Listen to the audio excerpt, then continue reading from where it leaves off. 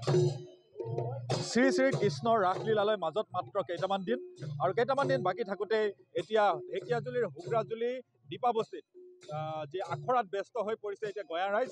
ইয়াতে মই দেখুৱাইছোঁ, ভিডিঅ' জাৰ্নেলিষ্ট বিশ্বই দেখুৱাইছে সামগ্ৰিক দৃশ্য। ইয়াতে শিশুৰ পৰা বৃদ্ধলৈকে সকলোৱে এতিয়া আখৰাত ব্যস্ত হৈ পৰিছে, আখৰা কৰি আছে শ্ৰী শ্ৰী কৃষ্ণৰ ৰাসলীলাৰ বাবে তেখেতসকলে প্ৰস্তুতি চলাই আছে। ইয়াতে আজি কেইবাদিন ধৰি ইয়াতে তেখেতসকলে আখৰাত ব্যস্ত হৈ আছে।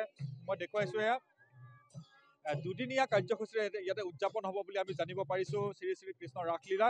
এগৰাকী উদ্যোক্তা আছে, তেখেতৰ কাষলৈ যাবলৈ বিচাৰিম। কি ক'ব আচলতে এইবাৰ কেইদিনীয়া কাৰ্যসূচীৰে উদযাপন কৰা হ'ব শ্ৰীকৃষ্ণৰ ৰাসলীলা? দুদিনীয়া কাৰ্যসূচী, দুদিনীয়া কাৰ্যসূচীৰে উদযাপন কৰা হ'ব। আৰু উদযাপন কৰা হ'ব 19 আৰু 20 তাৰিখে, 19 নৱেম্বৰ আৰু 20 নৱেম্বৰ। হয়, এনে আখৰা কিমান দিনৰ পৰা চলি আছে বৰ্তমান? আখৰা আমাৰ অন্ততঃ 10 দিনমান আগৰ পৰাই চলি আছে। কেনেকুৱা কি কি কাৰ্যসূচী এইবাৰ লৈছে? আমাৰ নৃত্য নাটিকা আছে কংসবত, তাৰ পৰা লগতে আছে ৰাসলীলা, দুইভাগ অনুষ্ঠানেই হ'ব। আৰু ইয়াৰ বাবে আয়োজন ৰাইজৰ যথেষ্ট কষ্ট হ'ব, যদিও মানে উদযাপন কৰি আশা কৰিছোঁ ভালমতে পালন কৰিব পাৰিম বুলি। কেনেকৈ কিমান দিনৰ পৰা এতিয়া আখৰাত আপোনালোকে আখৰা কৰি আছে? অন্ততঃ 10 দিনমান আগৰ পৰা কৰিয়ে আছোঁ, আমি কৰিয়ে আছোঁ। এইবাৰ কেই নম্বৰ বৰ্ষত ভৰি দিছে আপোনালোকৰ ৰাসখনি? ৰাসখনে অন্ততঃ 50 সংখ্যক দিৱস হেৰি কৰিছে, বছৰ 50 সংখ্যক। হয়, আচলতে ইয়াতে আজি 10 দিনৰ পৰা আখৰাত ব্যস্ত হৈ আছে সকলো গঞা ৰাইজ। যি শ্ৰীকৃষ্ণৰ যি ৰাসলীলা দুদিনীয়াকৈ উদযাপন কৰিব এখেতসকলে। ইয়াতে বহুকেইগৰাকী ইয়াতে গোপিনী আছে, গোপিনীৰ ইয়াতে আখৰাত ব্যস্ত হৈ আছে। মই তেখেতসকলৰ পৰা জানিব বিচাৰিম, কি ক'ব বাইদেউ, আচলতে কেনেকুৱা চলিছে আখৰা? প্ৰস্তুতি ভাল চলিছে। আমাৰ যিখিনি গোপী আহিছে আজি অলপ কমেই হৈছে, আনদিনা 150 মান হয় আৰু আজি অলপ কম হৈছে। এইবাৰ যিখিনি চৰকাৰে কোভিড প্ৰট'কল মানি চলিব দিছে সেইমতে অলপ নীতি নিয়ম মানি পেলাই কৰিবই লাগিব। হয়, আচলতে চৰকাৰে যি কোভিড প্ৰট'কল মানি চলিবলৈ দিছে, ৰাস উদযাপন কৰিবলৈ দিছে, সেই ধৰণে কোভিড প্ৰট'কল মানি ইয়াতে ৰাস উদযাপন কৰা হ'ব বুলি জানিবলৈ দিছে এগৰাকী গোপিনীয়ে।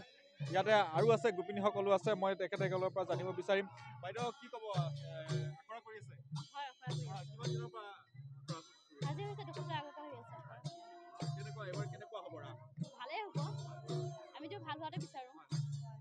আপোনাৰ ইয়াতে ঘৰ ওচৰতে? হয়, ইয়াতে। হয়, এয়া এগৰাকী গোপিনীৰ যি আখৰা ব্যস্ত হৈ আছে, গোপিনীগৰাকীৰ পৰা আমি কিছু কথা জানিবলৈ বিচাৰিলোঁ। তেখেতে আখৰাত ব্যস্ত হৈ আছে। ইয়াতে দেখুৱাইছোঁ মই বাদ্যযন্ত্ৰ, ইয়াতে যি দেৱবাদ্য ইয়াতে বজাই আছে, সেয়া দেখুৱাইছোঁ মই। এগৰাকী আছে, স্থানীয় যুৱক আছে, তেখেতৰ পৰা জানিব বিচাৰিম। কি ক'ব আচলতে এইবাৰ কি আপোনালোকে কাৰ্যসূচী ৰূপায়ণ কৰিব? আমি দুদিনীয়া কাৰ্যসূচীৰে ৰাস মহোৎসৱ আমি উদযাপন কৰিম বুলি ভাবিছোঁ। তথাপিও চৰকাৰৰ যি নীতি নিয়ম, সেই নীতি নিয়মটো আমি মানিবই লাগিব। আমি চৰকাৰৰ অবিহনেতো যাব নোৱাৰোঁ। তথাপিও আমি ধৰক আমাৰ ইয়াত এখন আঞ্চলিক ৰাস হিচাপে আমি ইয়াতে বহুত গোপিনীও হয়। ধৰক মোটামুটি 300-250 গোপিনী হ'ব। আমাৰ ৰাধাকৃষ্ণ এইবাৰ 2 যোৰা আমি কৰিছোঁ, অসুৰো 2জন কৰিছোঁ। আৰু আমাৰ ইয়াৰ ওচৰ দাঁতি কাষৰীয়া যিমান আমাৰ অঞ্চল আছে, সকলো ৰাইজে আমাক সহায় সহযোগিতা কৰিম বুলি কৈছে। কোভিড পৰিস্থিতিৰ বাবে যি SOP ওলাইছে, তাৰ বাবে আপোনালোকৰ অসুবিধাৰ সন্মুখীন হৈছে নেকি বাৰু ৰাস উদযাপন কৰা? অসুবিধাৰ সন্মুখীনটো হৈছোৱে, কাৰণ চৰকাৰে যি নিয়ম কৰিছে 50 জনৰ ওপৰত দিয়া নাই। ধৰক আমাৰ ইয়াত 200-250 গোপীয়ে হয়, 50 জন লোকৰ দি ৰাসখন পাতিব দিছে। এতিয়া আমাক অসুবিধা হৈছে, তথাপিও আমি চৰকাৰী বিষয়াৰ লগত আলোচনা কৰিছোঁ, পাৰ্মিশ্যনৰ কথা পাতিছোঁ। তেনেকৈ বাৰু চৰকাৰৰ নিয়ম মানি চলি ৰাসখন উদযাপন কৰিম বুলি ভাবিছোঁ। কথা আচলতে চৰকাৰৰ লগত যি তেখেতসকলে পৰ্যালোচনা কৰিছে যে কোভিড বিধি তেখেতসকলে মানি যে ৰাস উদযাপন কৰিব, শ্ৰী শ্ৰী কৃষ্ণৰ ৰাসলীলা তেখেতসকলে উদযাপন কৰিব।